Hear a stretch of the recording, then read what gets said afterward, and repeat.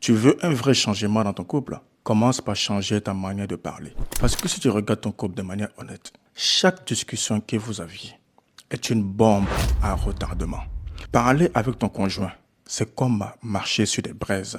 Tu prends tout sur toi. Tu fais attention à chaque mot qui va sortir de ta bouche. Tu donnes tout, mais malgré cela, ça te brûle quand même. Et pour finir, c'est toujours toi qui as l'habitude de prendre sur soi. Et à un moment donné, c'est fatigant. Tu ne veux pas passer ta vie à faire semblant que ça va. Pourtant, ça ne va pas. Je peux te garantir que faire semblant pendant longtemps, à un moment donné, c'est fatigant. Et si tu continues à le faire, tu tends vers la dépression. Et ça, je trouve ça dommage. Je me suis rendu compte à travers mes accompagnements, à travers ma propre expérience, que tout ce que nous voulons dans notre couple, on veut être simplement écouté, être entendu, être considéré, être respecté et surtout être en paix dans notre relation de couple. Je sais qu'au fond de toi, c'est tout ce que tu souhaites. Mais vu que tu vis des tempêtes, tu ne sais même plus où mettre le pied. À un moment donné, tu commences à douter de toi et tu commences à douter du couple. Et c'est normal.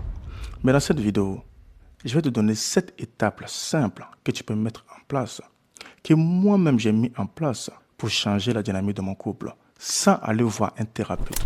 Je sais, moi en tant que coach, quand je te dis tu peux mettre les 7 étapes sans aller voir un thérapeute, je sais que je me mets une balle dans le pied en tant que thérapeute ou coach. Mais suis bien cette vidéo, les 7 étapes que j'ai mis en place dans mon propre couple et que je l'ai communiqué à mes propres clients, cela a fait une différence considérable. Et tu peux l'appliquer après cette vidéo. Est-ce que tu as déjà vécu ce type de scène où tu as pris ton temps à faire à manger, à cuisiner pour toute la famille et dès lors qu'il rentre du boulot, il ne prend même pas la peine de voir tous les fois que vous avez fait. Généralement, quand nous sommes à table, c'est le moment où nous devons partager, communiquer, se comprendre, tisser des liens. Mais dès que vous êtes assis sur la table, chacun sort son téléphone ou chacun regarde son assiette sans même se regarder dans les yeux. Moi, c'est ce que j'ai vécu aussi avec ma conjointe. De nombreuses clientes que j'accompagne ont vécu la même chose avec leur conjoint, c'est-à-dire une déconnexion incroyable dans la relation. Et parfois, après le repas, chacun va s'endormir comme si de rien n'était. On laisse passer, on se dit, ça va finir par s'arranger. Mais je sais très bien que le temps arrange beaucoup de choses. Mais laisser le temps faire les choses sans forcément passer à l'action, c'est jouer le même jeu. Et on aura toujours le même résultat. Et donc, les 7 plans que je vais te partager vont te permettre de comprendre pourquoi vos disputes tournent en boucle, va te permettre de savoir poser des limites sans culpabiliser. Et surtout, cela va te permettre de ramener plus de connexion dans votre couple. Même si tu penses qu'aujourd'hui il est trop tard. Si c'est la première fois que tu me découvres, moi c'est Danny Koné, coach en communication relationnelle. J'aide les femmes entrepreneurs, cadres, à recréer une relation qui les nourrit. Ma mission principale, c'est de t'aider toi à aimer sans t'oublier. Et si ce sujet te parle, n'hésite pas à t'abonner directement à ma chaîne parce que chaque semaine, je publie des vidéos qui vont te permettre de te comprendre, comprendre ton couple et surtout amener ton couple à un autre niveau.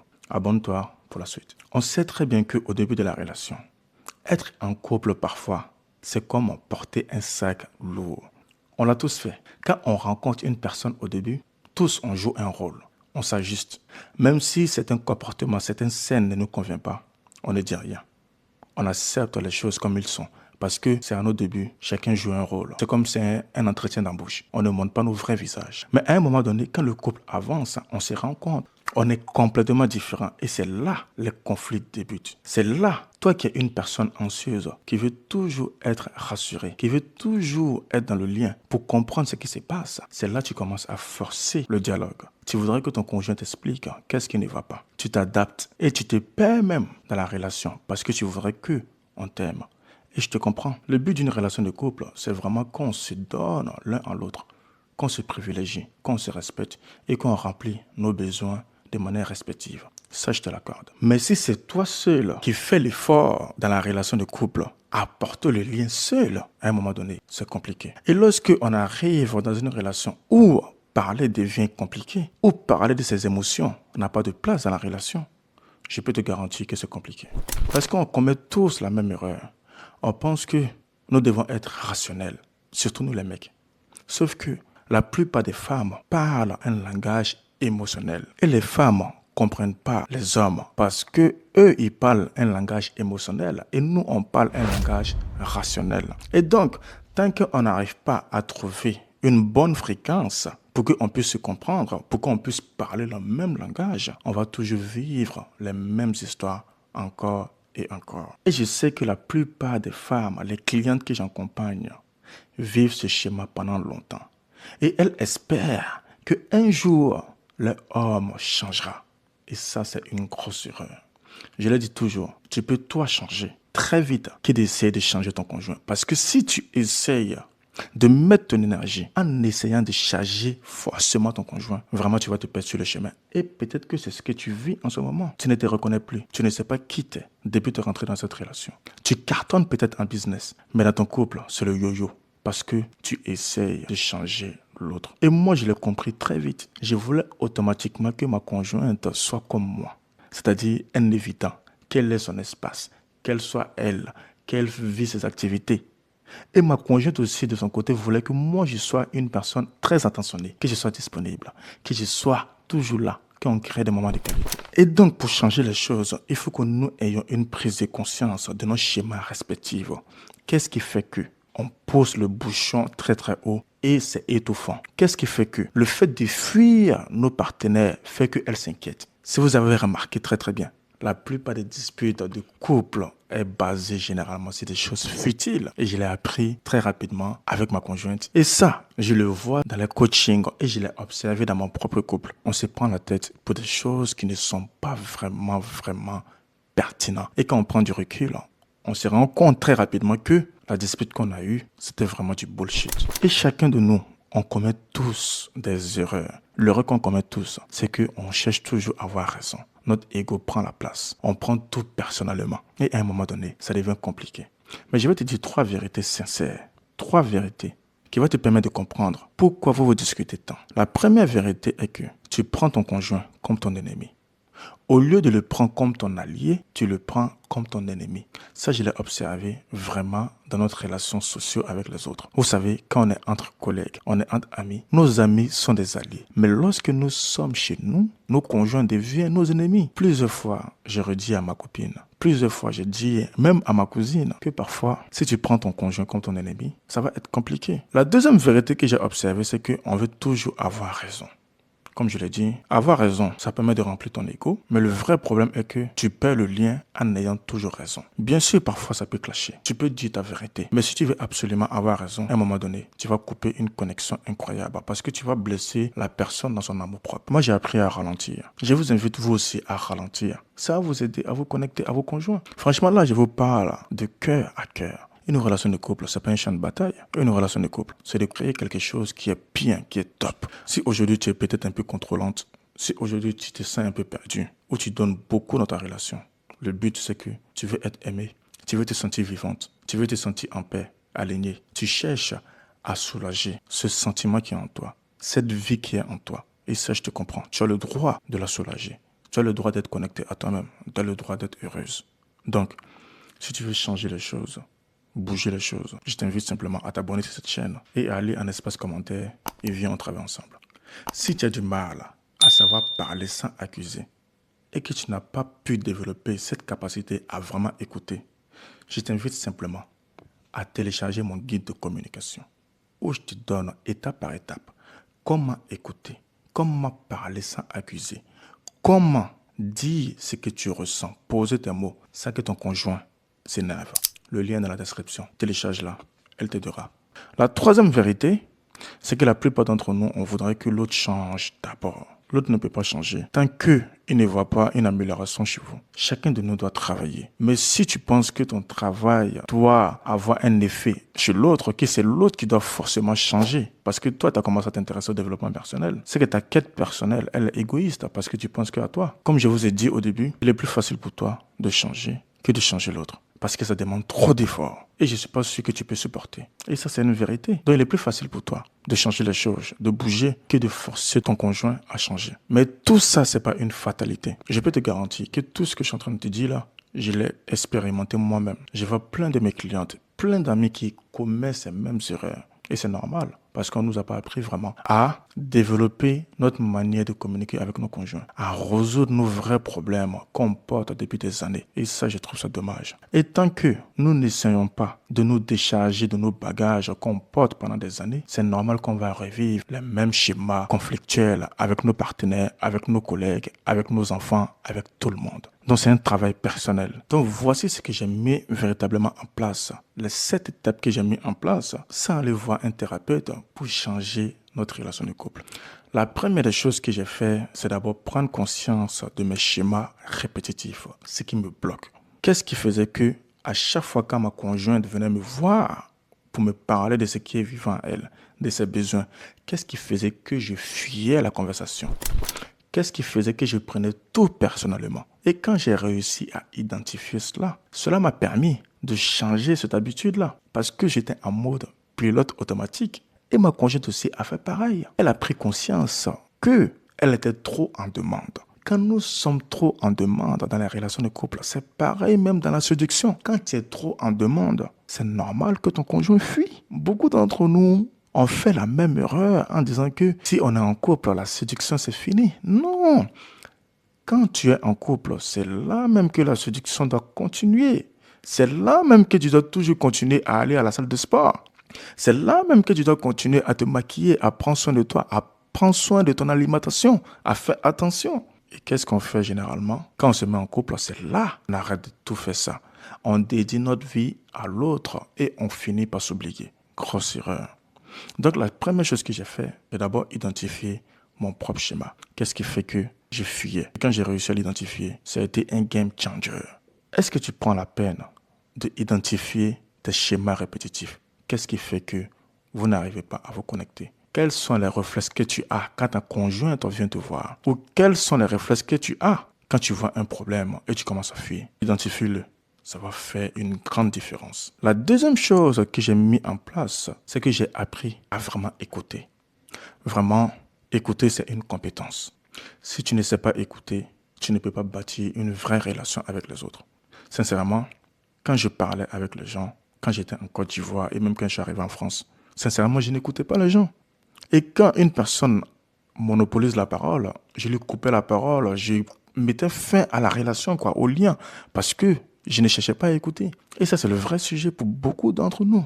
C'est comme faire du vélo. C'est comme faire du sport. Et même, c'est comme marcher. L'écoute, ça s'apprend. J'ai vraiment appris à écouter. D'où mon travail même en tant que coach de vie, en tant que coach en communication relationnelle. On n'a pas cette compétence de vraiment écouter, de comprendre, de rentrer dans le monde de l'autre. Vous n'allez jamais vous comprendre. Parce que parfois, on parle avec les mots, mais derrière les paroles, il y a un vrai besoin. Et si tu n'arrives pas à écouter, à comprendre, à questionner derrière, tu ne pourras pas savoir. Et cette compétence, je l'ai appris quand je me suis formé au métier du coach. Toi aussi, tu n'as pas besoin de te former au métier du coach pour pouvoir comprendre ta conjointe. Tu as tout simplement à t'exercer chez toi, à mettre des minutes, des timers pour laisser l'autre parler au maximum. Et toi, tu ne dis rien. Même si c'est difficile, même si ça touche ton ego, même si ça te touche, ne dis rien. Tais-toi et écoute. Cette deuxième étape que j'ai mis en place a changé ma relation. De une, avec ma conjointe, avec mes collègues, avec ma famille, avec tout mon environnement.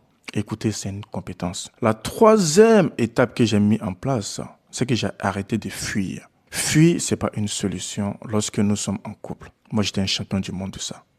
Et je connais plein de personnes qui sont des champions du monde de ça.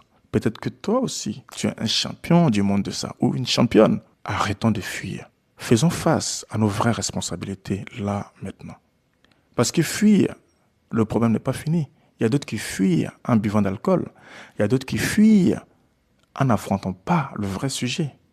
Et moi aussi, j'étais comme ça. Sincèrement, j'étais comme ça. Je fuyais.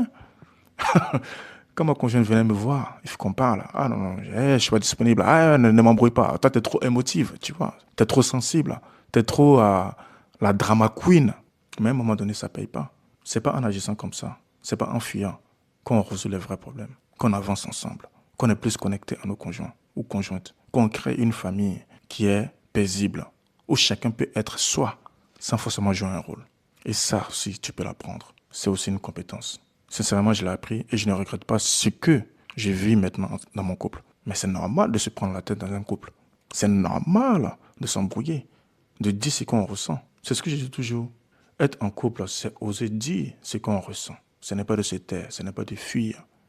Ce n'est pas de mettre les sujets sur le tapis. Parce que si tu mets le sujet sur le tapis, à un moment donné, ça va finir par un divorce. Et après, tu chercheras des solutions. Et il sera trop tard. Et ça, tu peux l'anticiper. Je sais que tout ce que je t'ai transmis, toutes les étapes que j'ai mis en place, moi, de mon côté, m'a aidé, sincèrement. Mais malgré cela, parfois, moi et ma conjointe, on ne se comprenait pas. Ça bloquait. On n'arrivait pas à avancer. Tu vois, toutes les 3 étapes que j'ai partagées avec toi, je les ai mis en place. Ça a changé beaucoup de choses. On a évolué, on a grandi un tout petit peu. Mais je vous jure que nos conflits ne s'est jamais arrêtés. Je vais te dire pourquoi. On avait un mécanisme qui nous bloquait. Et je vais t'expliquer pourquoi. Ça, c'est la 4e étape. Le truc est que moi, je suis né dans une famille polygame. J'avais des pensées limitantes. Je pense que si tu regardes plusieurs de mes vidéos, j'en parle. J'avais les pensées où je pensais que les femmes devaient se taire, devaient être au service des hommes, devaient être soumises, ne devaient rien dire, devaient simplement écouter et se taire. C'est ce schéma que j'ai vu dans ma culture, des gens que j'ai côtoyés également. Attention, je ne suis pas en train de renier ma culture. J'adore ma culture. Mais je vous partage quelque chose qui est important pour moi. Le fait que si je voulais un couple solide, si je voulais que moi et ma conjointe on avance, sachant que nous venons de 2 cultures différentes, il fallait vraiment aller creuser sur ce côté-là. Et j'ai été creusé. J'ai compris que cette pensée limitante nous empêchait vraiment d'être heureux. Le fait que, si tu penses qu'une personne est soumise, que cette personne doit être à ton service, c'est normal que la relation est désavantageuse et que tu ne respectes pas la personne qui est en face de toi. Et donc, j'ai été travailler vraiment sur mes vrais sujets. Et c'est ça qui a débloqué vraiment les choses. J'ai appris les outils de communication. J'ai appris la PNL. J'ai appris la communication non violente. J'ai appris les styles d'attachement pour comprendre réellement c'est quoi le vrai truc. Mais ce qui a vraiment changé, c'est quand je me suis fait coacher. Oui, tu vas me dire que la promesse de la vidéo, j'ai dit sans thérapie. Oui, on a fait le sans thérapie, ça nous a aidés. Mais de mon côté, moi, je me suis fait coacher pour changer cette pensée limitante. Parce que si tu veux, le naturel revient toujours au galop. Tu peux avoir tous les outils, tout ce que tu veux, mais ce que tu as appris pendant des années, les schémas que tu as vus pendant des années, que tu as répétés de manière inconsciente, refont toujours surface. Donc, il faut aller travailler et compléter l'histoire. Beaucoup d'entre nous, on a des blocages émotionnels, on a des pensées limitantes. Pourquoi? Parce que cette pensée que nous avons là avant marchait à un certain moment. Mais à notre époque maintenant là, dans la circonstance où moi je me trouve, c'est-à-dire dans un couple mixte avec une femme européenne qui a d'autres visions du couple, qui pense différemment, si on décide vraiment de se mettre en couple, il va falloir bouger certaines pensées. Imaginons si ma conjointe pensait que les Africains, c'est des moins que rien, ils ne servent à rien, c'est des fainéants. C'est sûr que notre relation n'allait pas durer jusqu'à 8 ans de couple. Au-delà même d'apprendre les outils de coaching, au-delà même d'apprendre tout ce qui est style d'attachement, au-delà même d'apprendre toutes les infos, j'ai été travailler sur moi et ça m'a aidé beaucoup. Donc la 5e des choses, étape que j'ai mis en place, c'est que je suis passé à l'action. Travailler sur soi, c'est dur. C'est pas aussi simple. C'est un vrai sujet. Et je comprends que ce n'est pas aussi simple pour d'autres personnes qui n'ont pas envie. Et ceux qui n'ont pas envie, on ne vous force pas. Si vous n'avez pas envie en ce moment, c'est normal. Peut-être que votre situation actuelle est très bien comme elle est. Il ne change rien, restez comme vous voulez être. Mais si vous pensez que votre situation elle est chaotique, vous vous oubliez au détriment d'une relation, vous perdez qui vous êtes. Je pense qu'il faut passer à l'action pour changer les choses. Et donc, ce que je peux vous dire, c'est de vraiment aller voir le lien qui se trouve dans ma description de cette vidéo. Et si vous voulez travailler avec moi, venez, on travaille ensemble. Déjà même, prenez l'appel avec moi. On va voir qu'est-ce qui vous bloque, qu'est-ce qui vous empêche, qu'est-ce qui fait que vous n'arrivez pas à avancer dans votre couple. La preuve en est que vous déchirez tout dans votre entreprise, dans votre business, dans votre emploi. Mais votre couple, c'est le yo-yo. Nous allons voir comment est-ce que nous pouvons changer ça. La 6e étape que j'ai mis en place, au-delà d'apprendre tout, d'avoir fait un travail sur moi, c'est que j'ai décidé vraiment de rester dans le lien, de rester en couple. Parce que être en couple, c'est une décision, c'est un choix. Arrêtez d'avoir des fantasmes, c'est ce qu'on nous montre à la télé, sur le romance, ou ce que vous voyez sur Instagram. Moi aussi, ça m'a trompé. Parfois, je regardais des couples sur Instagram.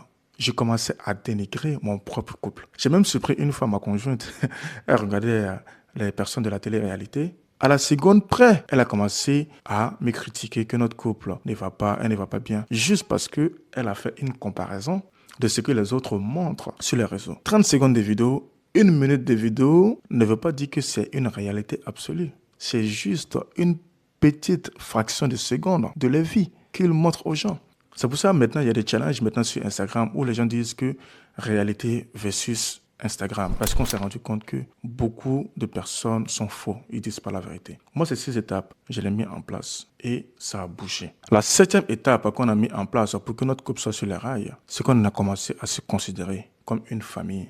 C'est que j'ai développé au maximum mon empathie et la bienveillance.